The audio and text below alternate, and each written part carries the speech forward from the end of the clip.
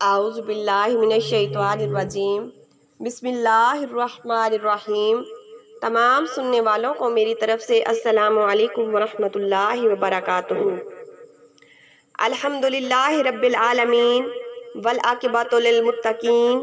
والصلاۃ والسلام علی سید المرسلین وعلی آلہ واصحابہ اجمعین، اما بعد فاعوذ باللہ من الشیطان الرجیم بسم اللہ الرحمن الرحیم۔ وما خلقت الجن والانس الا لیعبدون، صدق اللہ مولانا العظیم، صدق رسولہ النبی الکریم۔ پیاری اسلامی بہنوں، اللہ خالق کائنات جل جلالہ کی حمد و ثنا کے بعد آقا دو عالم نور مجسم احمد مجتبی محمد مصطفیٰ صلی اللہ علیہ وآلہ وسلم کی بارگاہ بے کس نواز میں تمام خواتین اسلام ذرا مل کر محبت کا بہانہ بنا کر گنبد خضرا کا نشانہ بنا کر جھوم جھوم کر درود سلام کا نذرانہ پیش فرمائیں۔ الصلاۃ والسلام علیک یا رسول اللہ، الصلاۃ والسلام علیک یا نبی اللہ، اللہم صلی وسلم وبارک علی سیدنا محمد وعلی آلہ عدد کمال اللہ و کما یلیق بکمالہ۔ اس درود شریف کو صرف ایک مرتبہ پڑھنے سے 14,000 درود پاک پڑھنے کا ثواب ملتا ہے۔ اللہ پاک کا ارشاد ہے وما خلقت الجن والانس الا لیعبدون، اور نہیں پیدا فرمایا میں نے جن و انس کو مگر اس لیے کہ وہ میری عبادت کریں۔ دوسرے مقام پر ارشاد ربانی ہے یا ایھا الناس اعبدوا ربکم الذی خلقکم والذین من قبلکم لعلکم تتقون، اے لوگوں عبادت کرو اپنے رب کی جس نے پیدا فرمایا تمہیں، جو تم سے پہلے تھے تاکہ تم پرہیزگار بن جاؤ۔ میری پیاری اسلامی بہنوں، میرا آج کا موضوع ہے عبادت الہی۔ آج ہم جس دور سے گزر رہے ہیں اس دور میں عبادت بھی لالچ میں آ کر کرتے ہیں۔ کوئی تو عبادت اس لیے کرتا ہے کہ اس کو دولت مل جائے، کوئی عبادت اس لیے کرتا ہے کہ اس کو شہرت مل جائے، کوئی عبادت اس لیے کرتا ہے کہ اس کو مسند اقتدار مل جائے، کوئی عبادت اس لیے کرتا ہے کہ بیماری سے شفا مل جائے، کوئی عبادت اس لیے کرتا ہے کہ اس کو بال و زر مل جائے، اور کوئی عبادت الہی اس لیے کرتا ہے کہ جاہ و جلال مل جائے، کوئی عبادت الہی اس لیے کرتا ہے کہ اس کو جنت مل جائے۔ پیاری اسلامی بہنوں، الغرض کوئی اللہ کی عبادت اس لیے کرتا ہے کہ جہنم کی آگ سے نجات مل جائے، اور کوئی عبادت اس لیے کرتا ہے کہ حور و قصور مل جائے۔ یہ دور ہی طمع اور لالچ کا ہے، یہ دور ہی طمع اور لالچ کا ہے۔ عبادت کا مقصد فقط رضا الہی ہونا چاہیے، یا اللہ کریم کا کرم مانگنا چاہیے۔ جب اللہ کا کرم مل گیا تو اللہ کی معرفت مل گئی، جب اللہ کی معرفت مل گئی تو اللہ کا قرب مل گیا، جب اللہ کا قرب مل گیا تو اللہ مل گیا، جب اللہ مل گیا تو ساری کائنات مل گئی، کیونکہ ساری کائنات کی نعمتیں اسی در سے ملتی ہیں۔ وہی خالق کائنات ہے، وہی مالک کائنات حقیقی ہے۔ لائق صد احترام بہنوں، پھر مجھے لب کشائی کرنے دیجئے کہ عظمت ملتی ہے تو اسی کے در سے، عزت ملتی ہے تو اسی کے در سے، رفت ملتی ہے تو اسی کے در سے، شرافت ملتی ہے تو اسی کے در سے، کرامت ملتی ہے تو اسی کے در سے، محبت ملتی ہے تو اسی کے در سے، مودت ملتی ہے تو اسی کے در سے، صورت ملتی ہے تو اسی کے در سے،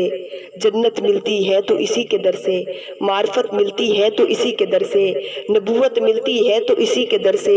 رسالت ملتی ہے تو اسی کے در سے، امانت ملتی ہے تو اسی کے در سے، دیانت ملتی ہے تو اسی کے در سے۔ تیری ہی ذات ہے، تیری ذات ہے خدا اصل وجود دوسرا، تیرے ہی نور کی جھلک نمازائے روئے ماسوا، تیرے ہی نور سے ملی فکر و نظر کو روشنی، تیرے ہی نور کی تو ہے شمس و قمر میں ضیاء، خالق دو جہاں بھی تو، رازق دو جہاں بھی تو، تیرے کرم سے مستفیض میر و فقیر و انبیاء، دونوں جہاں کی نعمتیں ہیں تیرے ہی ہاتھ میں سبھی، تیرے ہی در سے جو ملا جتنا ملا جس کو ملا۔ لائق صد احترام بہنوں، کائنات ارض و سما کا مالک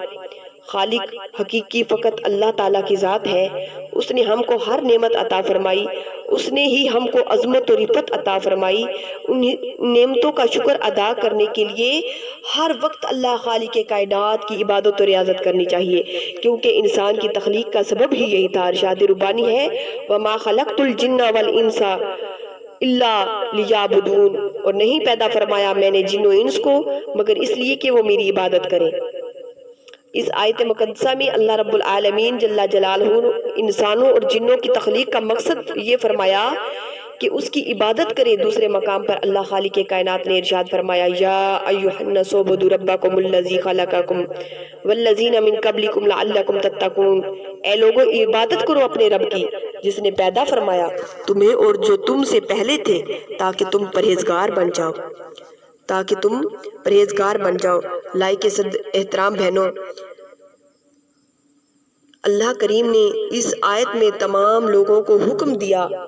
کہ اے لوگو تم اپنے اس رب کی عبادت کرو جو عبادت کے لائق ہے۔ عبادت کے لائق وہی ذات ہو سکتی ہے جو بڑی عظمت و قدرت والی ہو، نہ کہ تمہارے وہم و خیال کے معبود۔ عظمت والی ذات وہ ہے جس نے تم کو اور تمہارے باپ داداؤں کو پیدا فرمایا۔ عبادت بھی اسی امید پر کرو کہ تم کو اللہ تعالیٰ کی طرف سے تقویٰ کا انعام مل جائے، کیونکہ جب آئینہ آفتاب کے سامنے آ جاتا ہے یا کوئلہ لوہا کچھ دیر آگ میں رہ لیتا ہے تو ضرور اس میں آفتاب اور آگ کا اثر آ جاتا ہے جس سے کہ وہ آفتاب اور آگ کا کام کرتا ہے۔ اس طرح اگر تم بھی عبادت و ریاضت کے ذریعے سے اپنے رب سے تعلق قائم کر لیتے ہو تو ضرور رب کی رحمت و برکت تم پر نازل ہوگی اور تم کو تقویٰ حاصل ہو جائے گا اور تم اللہ والے اور اللہ تمہارا ہو جائے گا۔ میری پیاری اسلامی ماں بہنوں، عبادت کرنے کا سب سے بڑا فائدہ یہ بھی ہوتا ہے کہ بندہ عبادت کر کے اللہ کی صفات کا مظہر بن جاتا ہے، جیسا کہ امام بخاری رحمۃ اللہ علیہ نے اپنی کتاب بخاری شریف جلد اول میں سیدنا ابو ہریرہ رضی اللہ تعالیٰ عنہ سے روایت کیا ہے کہ پیغمبر اسلام محسن اعظم محمد مصطفیٰ صلی اللہ علیہ وآلہ وسلم نے فرمایا جو شخص میرے کسی دوست سے دشمنی رکھے میں اسے اعلان جنگ کرتا ہوں۔ ما تقرب الی عبدی بشیء احب الی مما افترضت علیہ، فرائض سے بڑھ کر مجھے کوئی ایسی چیز محبوب نہیں جس کے ساتھ بندہ میرا قرب حاصل کرے، اور بندہ ہمیشہ نوافل کے ساتھ میرا قرب حاصل کر سکتا ہے، حتیٰ کہ میں اسے محبت کرنے لگتا ہوں جب وہ میرا محبوب بن جاتا ہے تو میں اس کے کان بن جاتا ہوں جن سے وہ سنتا ہے، میں اس کی آنکھ بن جاتا ہوں جس سے وہ دیکھتا ہے، میں اس کے ہاتھ بن جاتا ہوں جس سے وہ پکڑتا ہے، میں اس کے پاؤں بن جاتا ہوں جس سے وہ چلتا ہے، اگر وہ مجھ سے مانگے تو میں اسے عطا کرتا ہوں، اگر وہ مجھ سے پناہ طلب کرے تو میں اس کو پناہ دیتا ہوں۔ پیاری اسلامی بہنوں، آپ نے امام الانبیاء صلی اللہ علیہ وآلہ وسلم کا فرمان عالی شان سماعت فرمایا، یہ حدیث اتنی جامع ہے کہ اس کا قرب عبادت الہی سے حاصل ہوتا ہے۔ عبادت الہی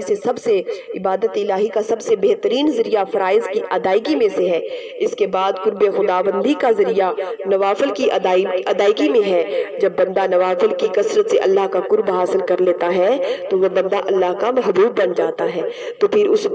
اس بندے میں خدا کی طاقت کا ظہور ہو جاتا ہے۔ پھر ہاتھ بندے کے ہوتے ہیں، طاقت خدا کی ہوتی ہے، کان بندے کے ہوتے ہیں، طاقت خدا کی ہوتی ہے، زبان بندے کی ہوتی ہے، طاقت خدا کی ہوتی ہے، آنکھیں بندے کی ہوتی ہیں، طاقت خدا کی ہوتی ہے، پاؤں بندے کے ہوتے ہیں، طاقت خدا کی ہوتی ہے، اشارہ بندے کا ہوتا ہے تو کام خدا کی قدرت سے ہوتا ہے۔ پیاری اسلامی بہنوں، بندہ ہی رہتا ہے مگر قرب الہی کی وجہ سے بندہ اللہ کی ذات کا مظہر ہو جاتا ہے، اور یہ مقام فقط اللہ کی عبادت و ریاضت سے حاصل ہوتا ہے، اللہ پاک کی عبادت و ریاضت سے حاصل ہوتا ہے۔ اس حقیقت کی شاعر اہل سنت صوفی محمد اعظم رحمۃ اللہ علیہ نے یوں ترجمانی فرمائی، ساتھوں راز چھپانا دل دا بھلا سانو کون بھلاوے، ساڈے سینے وچ آئینہ جتے سب کچھ نظری آوے، سانو بخشیا دل او رب نے جتے فرش بھی جھاتیاں پاوے، آزم نظر ملی او سانو جدا تیر خطا نہ جاوے، آزم نظر ملی او سانو جدہ تیر خطا نہ جاوے۔ پیاری اسلامی بہنوں، اللہ تعالیٰ کی عبادت و ریاضت کا فائدہ دنیا اور آخرت میں بھی ہوتا ہے۔ انسان خلوص دل سے اللہ کی عبادت و ریاضت کر کے تو دیکھے اس کی عظمت و رفت کو دیکھے تو صحیح، قیامت کے دن عرش کے سایہ کے نیچے اس کا مقام ہوگا۔ حضرت سیدنا ابو ہریرہ رضی اللہ تعالیٰ عنہ نے فرمایا کہ حضور اکرم نور مجسم شفیع معظم احمد مجتبی محمد مصطفیٰ صلی اللہ علیہ وآلہ وسلم نے فرمایا 7 قسم کے لوگ ایسے ہیں جنہیں اللہ تعالیٰ قیامت کے روز اپنے عرش کے سائے میں جگہ عطا فرمائے گا، جس دن کوئی سایہ نہیں ہوگا، کوئی چھت نہیں ہوگی، کوئی بلڈنگ نہیں ہوگی، کوئی مکان نہیں ہوگا۔ فرمایا 7 لوگ ایسے ہیں جن کو اللہ پاک قیامت کے دن اپنے عرش کا سایہ عطا فرمائے گا۔ وہ نوجوان جو اللہ کی عبادت کرتے ہوئے جوان ہوا۔ دوسرے نمبر پر وہ شخص جس کا دل مساجد کی طرف لگا ہوا ہے۔ وہ 2 شخص جو خدا کے لیے، اللہ کی رضا کے لیے ایک دوسرے سے محبت کرتے ہیں، اسی پر اکٹھے ہوتے ہیں اور اسی پر ایک دوسرے سے علیحدہ ہوتے ہیں۔ ایک وہ شخص جسے ایک حسین اور اعلیٰ مرتبہ عورت دعوت گناہ دے اور وہ کہے کہ میں اللہ تعالیٰ سے ڈرتا ہوں۔ ایک وہ شخص جو خلوص دل سے صدقہ کرے اور اس کو حد تک خفیہ رکھے کہ اس کے بائیں ہاتھ کو معلوم نہ ہو سکے کہ اس کے دائیں ہاتھ نے کیا خرچ کیا ہے۔ ایک وہ شخص کے